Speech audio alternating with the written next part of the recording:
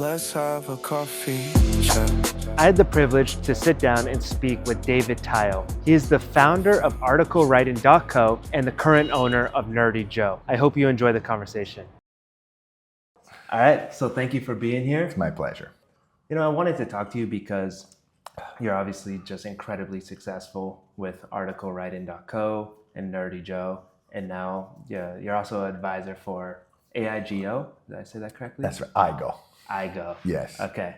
I just want to ask, did you always have this entrepreneurial spirit even when you're a child? I know you mentioned when you're 12, your first business. So I'd love to hear about that. It's embarrassing. And I was even embarrassed mentioning it to you 5 minutes ago. But when I was 12 or 13 years old, I used to go to the corner store. I went to a private school. And I would go to the corner store and I would buy 15-cent sour keys and I would sell them out of my locker for $1. Wow. Now the funny part is I think what I was doing was just like, if I recall correctly, I would then go take that money and buy stuff out of the vending machines. So I was just essentially getting Doritos for 15 cents on the dollar is what or something like that. So you said you went to a private school, yeah, right? So do you think that impacted you, that environment? Like, was it good? Was it bad? Because most people don't have access to these private schools. Yeah, I went to public school until I was in grade 6. And then a bunch of my friends, we all just sort of like went, it was called the SSAT. We all just sort of like went through the motions of applying to Crescent and UCC and U of T and whatever, and all these different schools. And so I was like, okay, like I'm gonna go to UCC. Yeah. Right. And I don't know, it was fine. Education wasn't like a formative thing for me. It wasn't like hey, if I think back, I don't peg a lot of where I am today to education. No. I did the tests, I got the percentiles, whatever, but I was a shitty student. Yeah, I feel like so many entrepreneurs are though. I think that's true. Right. So when you were a kid, what were you doing? Like, what were you into? You know, what made you the person that you've become now, do you think? Let me answer it this way. My great-grandfather, Sam Tile, he comes here when he's 12 years old. When he's Polish, doesn't read, doesn't write. He's an illiterate immigrant, okay?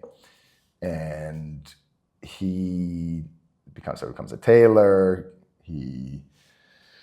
Eventually, he starts a family. He buys a dry cleaners. That dry cleaner is still standing today. Wow. So if you go, we don't own it, but it's still standing. Nice Korean family owns it. Behind New Way Cleaners is a laneway, Sam Tile Lane. That's my great-grandfather. Cool. And if you go into the dry cleaners now, on the wall, there's like a 12-foot taxidermied Florida marlin that he caught like 50 years ago, okay? So look, my dad was an entrepreneur. My grandfather was a surgeon, okay? So, but if you ask me what drove me to be an entrepreneur, the answer is I don't know, but I think I always just sort of had to. I mean, I literally got out of college and the first thing I did is try to start to build a business. Yeah. Just immediately, it sucked and it failed and whatever else, right? But the first thing I did without question was just start a business right out of school. And I don't, it wasn't, in the way that I think about it, it wasn't necessarily premeditated. It's just okay, I'm obviously just starting a business now. So it was expected of you. Did you find, because I know your father started North Star Consumer Research, right? Yeah, that's right. And okay. So it's pretty good. You did your research. So growing up, you come from the entrepreneurial family, obviously successful family. Yes. So was it always just expected to you? Like some kids, it's expected that they become a doctor, a lawyer. Was it expected to you to become an entrepreneur? No. I don't think it was an expectation. I think my dad would have preferred I was in investment banking, literally. Yeah. But in the years leading up to, essentially for 5 years when I was in university, every summer and throughout the year, I worked for my father, okay? And the latter 4 of those 5 years, let's say, I was working really closely with a gentleman inside my father's firm who was starting up a division to essentially to tap into, you understand, in market research and consumer insights, a lot of the questions that you're asking is voice of the customer. So you're trying to translate the voice of the customer to brands, whether it's as it relates to their emotional context, their purchase decisions, whatever, okay? And at the time, and this is 20 years ago now, right? At the time, you had social media rising. Like literally we're talking like Twitter had just come out, okay? And so we started, this gentleman at my father's firm started a practice inside the firm to monitor and in the aggregate extract the conversations that were happening on social media, Facebook, Twitter, whatever, extract those conversations and then code them for market research insights, okay? So for example, we did a study and I'm like a 19-year-old, no idea what the fuck I'm doing, right? We did a study for BMW and we went back through the whole year and we said, okay, every time BMW is mentioned, we want to see it and we want to code it. And we could see these little like spikes for when, for example, they had a car launch, right? The new BMW X5, and so you had this like massive spike in conversation. And then we would go into those conversations, we would read a select few of them to sample it. And we say, okay, cool. Is it positive? Is it negative? What are people saying? Point I'm making is I spent 5 years doing that. And that was all an entrepreneurial venture. Even if that was inside of another firm, there's still like we're starting a business, we're starting a practice inside a firm. And as much as, you know, my great-grandfather, my grandfather, my father, as much as it was like obvious in a way, also I had that experience for 5 years where I'm like literally starting a business with somebody. And I was like, oh, I can do this. Like, I was like, okay, cool. Like I can just do it, you know? So I did. That's what I did. What did you learn in that process? Because that alone, that was all I needed to learn. What about from like the psychology perspective? Because consumer insights, it's all about psychology, what people think. And then obviously the companies that you go on to start later, which we'll talk to, they're all about that, right? Sure. It's all communication technology. Mm-hmm. And this 5 years, it was spent doing this research on, how people think. Sure. And the main thing I learned is that everyone's just winging it. Right? Like when we just like, you can just do stuff. That's good to know. Like, yeah. Like, it's like, okay, like you're out of school, you want to do something, just do it. Like pay your bills, right? Like progress your life, raise a nice family, focus on God, do the things that are important to you, eat well, work out, all the things, fine. Okay. But also just do shit. Yeah. Do whatever makes you happy. Yeah, that's what I learned. You want to start a business, start a business. So you went to Western, right? For political science? Yes. Why did you do that? Like, why did you go into politics? Of all the things, I started in business and then I switched majors halfway through to take a political science career. I just liked writing. Okay. I didn't like studying. I don't know. I didn't like studying mathematics and econ and statistics and all the stuff that were important to the business education. They were part of the major. I didn't like them. I didn't like doing them. I failed econ, like microeconomics the first year. I was like, oh, this sucks. Hated it. So you finished school and now you're like, okay, I learned all this. I could do this on my own. Yeah. So what did you do? What was the business? I started what is called a penny auction, which went fucking nowhere. As in I spent 7-8 months with a team in India trying to build a technology that I had no idea how to build. And it didn't go anywhere. Like it never launched. And it was a simple thing that we could never figure out, which is the most important thing in the world to an auction, which is the auction mechanics. As in, if two people are placing bids at the same time in different parts of the world, is it happening? And they couldn't figure it out. So, and you live and you learn. I spent $2,000 on a development team in India. I lost some money and whatever, it doesn't matter. So 5-6 months into it, I'm like, okay, this is not going the way I want it to. I start picking up freelance writing jobs. Upwork had two massive predecessors, 15 years ago. There was Elance and there was Odesk. Okay. I went into Elance, I went into Odesk, I started hustling for freelance writing jobs. Okay. So I mean to say, I would literally pick up for $10, I'll write a blog for you, whatever. Okay. Within the first 6 months of just hustling for writing gigs off of these networks, I ran into at least a half a dozen SEO agencies that were looking for content writers, just writers. Okay. And I went to all of them. I said, I'll take everything you got. Started hiring some writers, started hiring some editors, and eventually I had a team that could do the work. Okay, so I go out, I acquire the agency client. I've got an editor, I've got a writer, I've got a project manager. We'll do the work for you. You need 100 articles a month in the first 6 months through their SEO agencies. Okay, LegalZoom for a couple hundred articles every month. Wow. Shopify, wow. eBay, and I'm saying like literally 5 months into the business, we ran into answers.com, which you might not know. They were writing 5,000 articles a week. Okay. Wow. We slowly but surely, like as in within a couple of months of our first engagement, like the first week we do 50 articles, the next week we took 1,000 articles a week. Which, I'm 22 years old, no idea what the fuck I'm doing, okay? Mm-hmm. But all of a sudden, they're like trusting me, and I want you to understand something. They were paying me like gross revenue-wise, okay? They're paying me like $17 an article at like a maximum. And we're not talking about like, they wouldn't accept anything. It had to be rich text format, had to be HTML coded. If you got the apostrophe coding wrong, it would break their whole content management system. So they would throw it back to you to fix. So you had to have a writer, we had to have a line editor, make sure it was coded properly. We had to have a copy editor do the whole project management system. 22 years old, 17 grand a week. It's nice. US too, right? That's nice.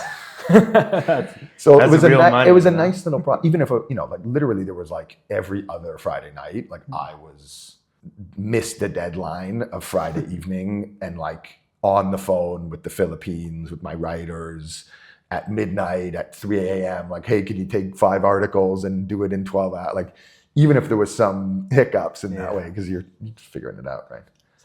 When you started, like you said, you met these people very early at SEO. Did you actively go look for people to meet? Well, so that's what these networks are. Like Upwork and Elance is like they post gigs, jobs. They would post like, I'm looking for an article writer. Okay. And then I would write them, say, hey, I can help.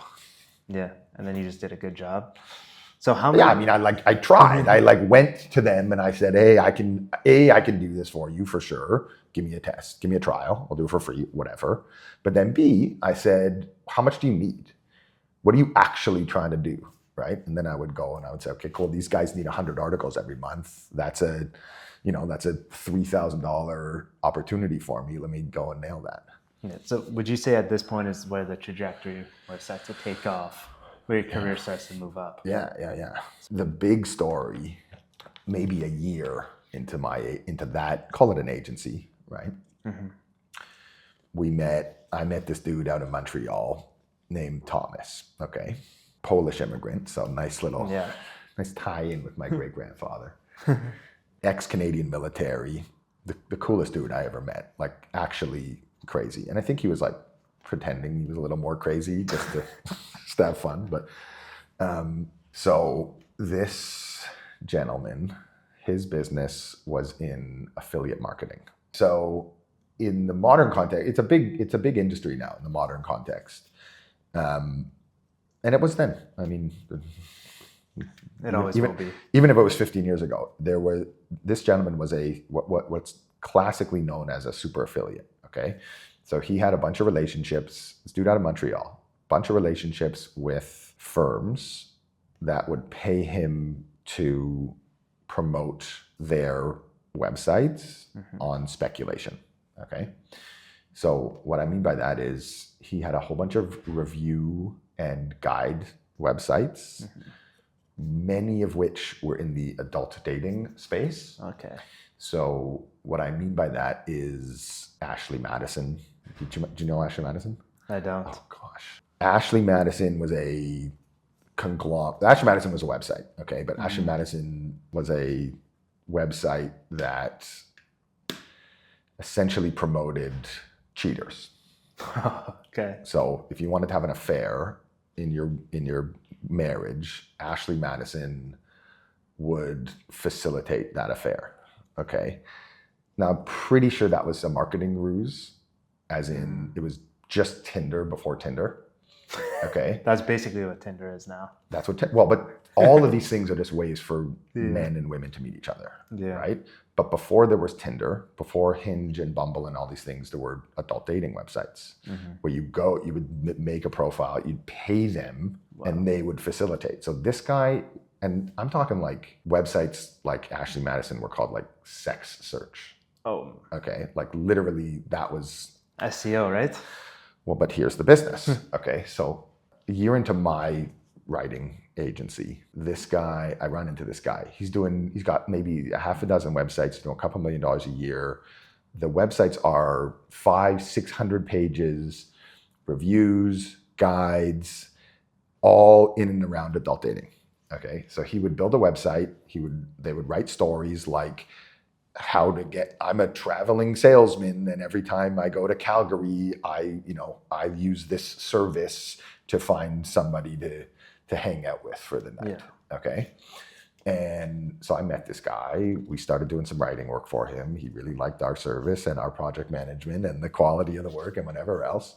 So I proposed a whole assembly line for him. I'm like, here's what we're going to do. We got a brief. We're going to build it like this. Every month, we're going to try to build 4 or 5 new websites. Eventually, we built this guy up to over 200 websites. Wow. Doing $20 million a year.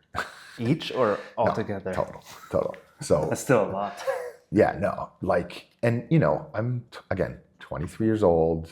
Like, you can imagine how screwed up this totally ruins me, right? The guy's paying me $700,000 a year to essentially write smut, not me, right? But to have a team writing, not smut, but like kind of smut for these websites that would affiliate to $100 million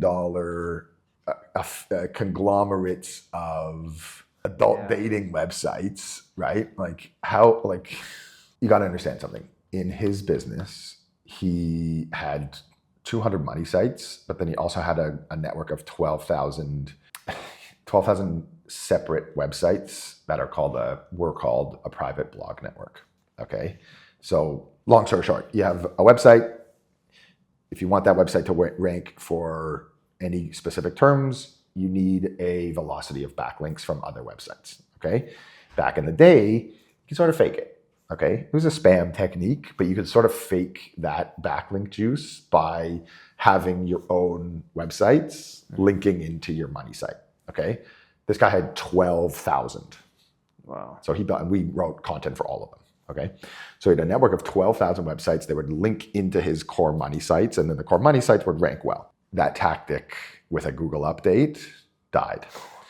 So, and the guy, he had 2 kids at the time. He had his second daughter, and essentially a Google update, Tinder's coming online, Hinge, all these things. And he's just like, I don't want to spend $3 million rebuilding this whole network where it's getting harder and harder. And I'm just basically spamming Google. And B, I don't want to tell my kids what I do for a living. Yeah, true. You know what I mean? So he's like, okay, I'm gonna sunset this whole operation, at least from a new production standpoint. So you did all these write-ins, you said, for Shopify and these big companies. So what is a good content strategy for, say, a startup, for our startup Steer? It's like, what's this structure that you've seen that works, or what is their goal? How do they, create the content? It's a good question.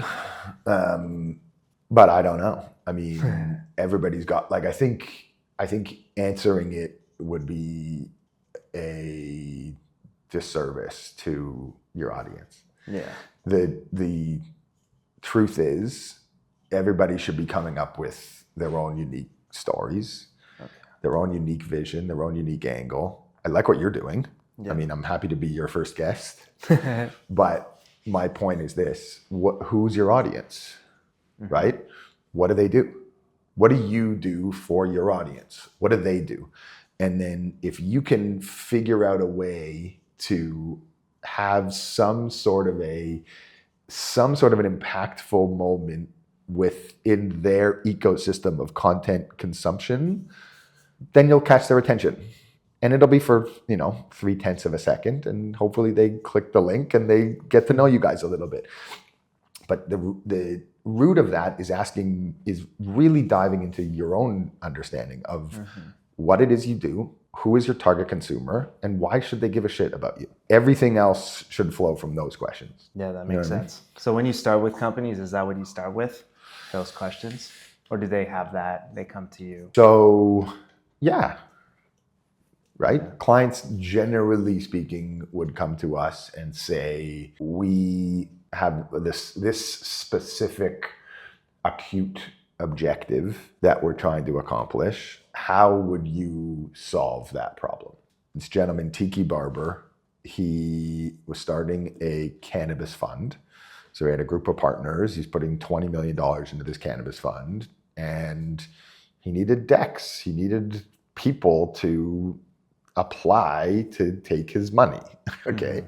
So we wrote to Wall Street Journal, New York Times, CNN, Money, and essentially we got editors and journalists to, again, literally from all these publications, CNN, Wall Street Journal, New York Times, we got them to pick up the story, but the headline writes itself. Yeah. NFL superstar Tiki Barber starts cannabis fund, is looking for investors, or is looking for investments, right?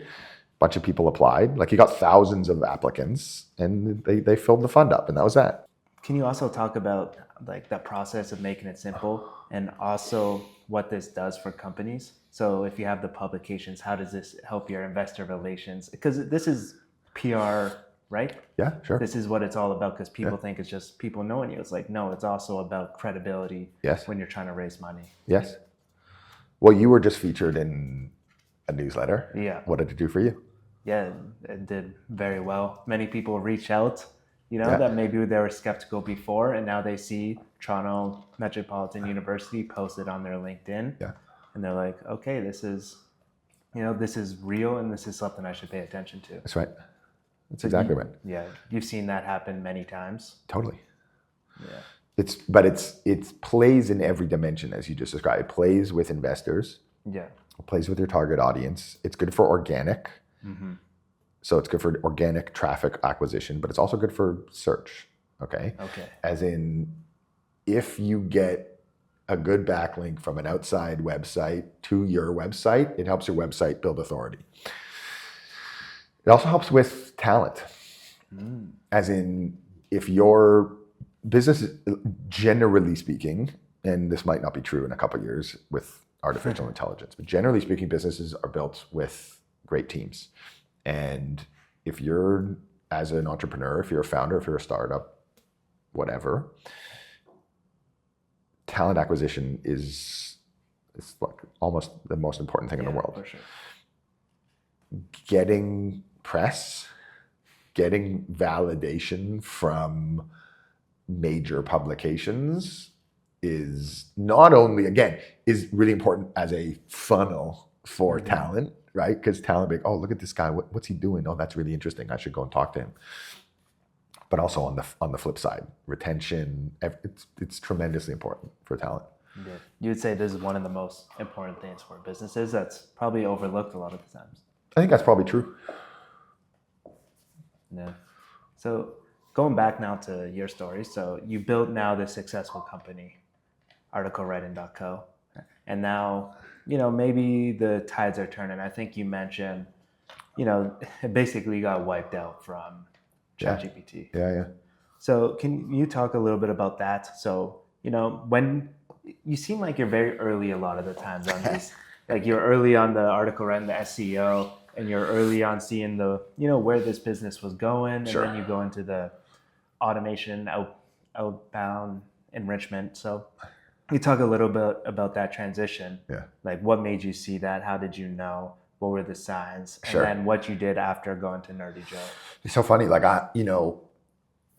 people in this would come up all the time in my sales development work with article writing company, is people would ask me questions like, where do you see AI coming into play in your business? Like, and this is like before ChatGPT, right? Okay. Before the prevalence of large language models. And I would say it's never going to happen.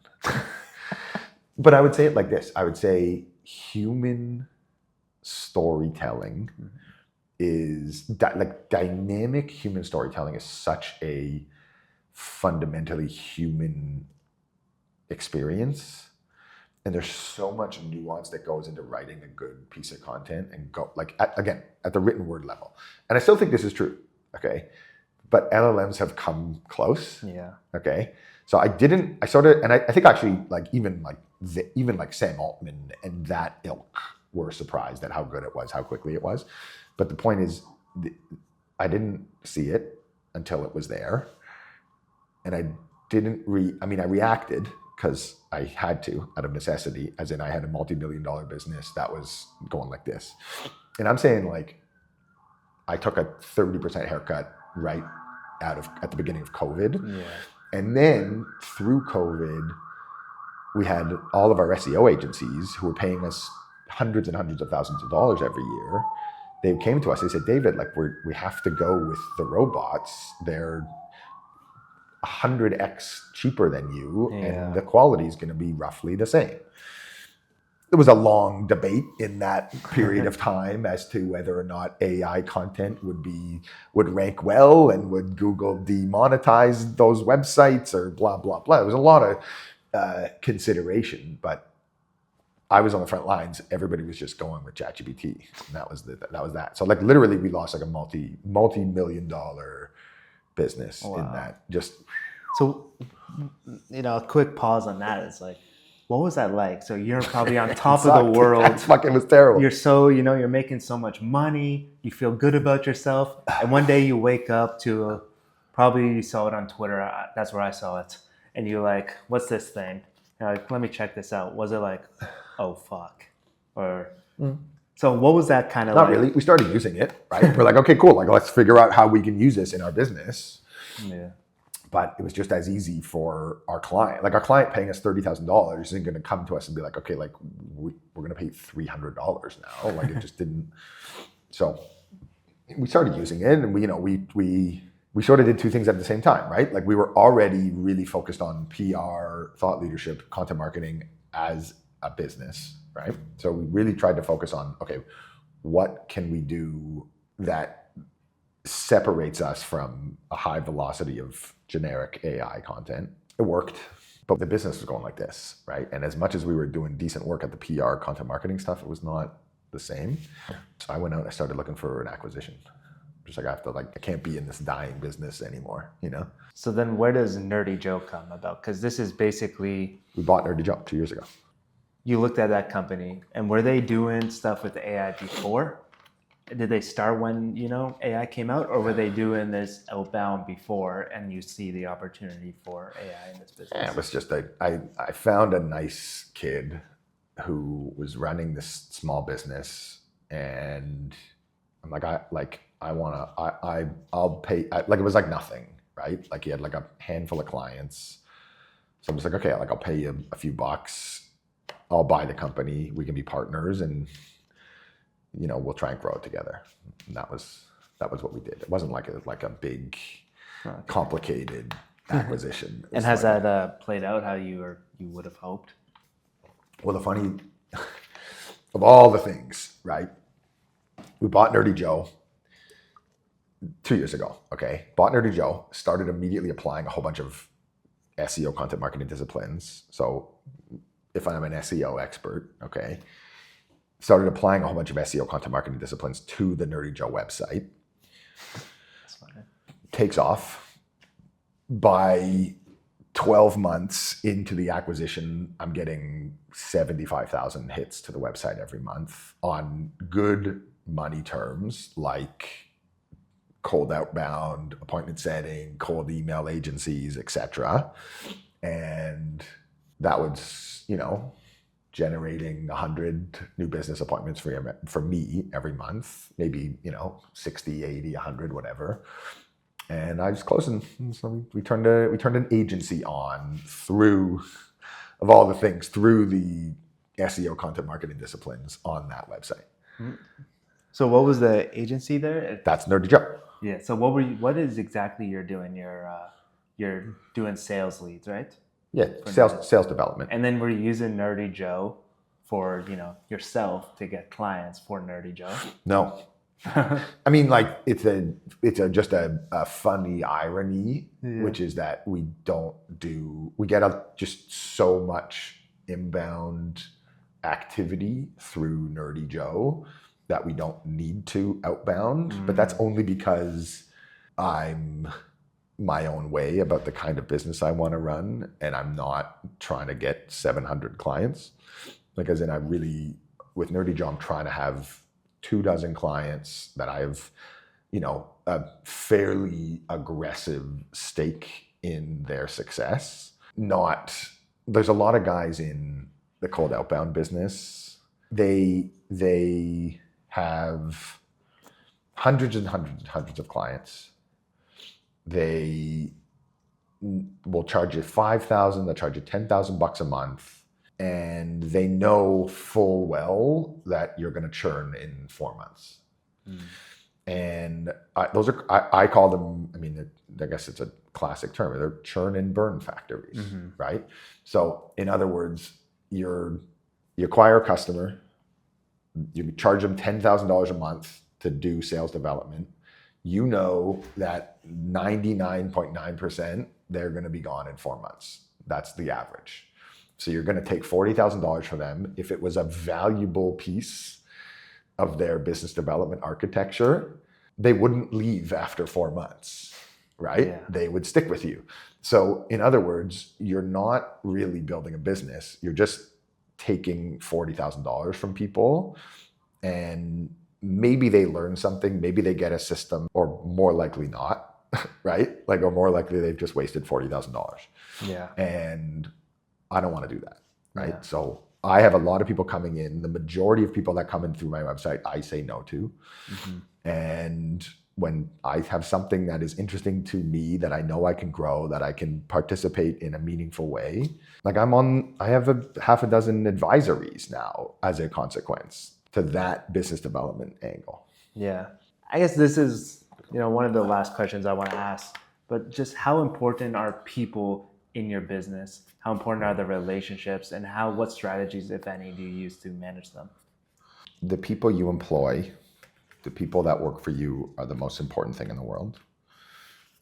Your network, your relationship with your clients, with your advisors, with your mentors, with your friends, it's as important as it gets. For me, I'm just myself. I don't want to pretend. I don't want to put on a fake business persona. You ever watch Seinfeld? You got George Costanza had work George and friend George and relationship George. You didn't want them to cross. That's right. He didn't want them to meet, right? Because they wouldn't like each other. And for me, it's just that's so obnoxious. Yeah. And it's obviously a joke. Yeah. but it would to live like that would be just so obnoxious. And I think a lot of people do. They put on their work hat. They're like, okay, this is my work personality. And it's I could never do that. So, but it's not a strategy, right? Yeah. It's just I just am who I am. And if you like it, if you dig it, then we're going to get along. And if you don't, then we shouldn't be in business together. True. Right? And that's the only way that I know how to live. I think that's the way you have to be, right? You have to be your authentic self. Yeah. And, then good things happen. You attract the right people, the ones you work with. There you go. And I think that's the best strategy. So I really appreciate you coming here, and you shared a lot of wisdom. Thank you very much. Oh, it's my pleasure. And I hope, we do it again. Right on. Anytime. Perfect. Thank you. All right. Let's drink Good. some coffee and have a chat. We'll drink and chat. Nothing wrong with that.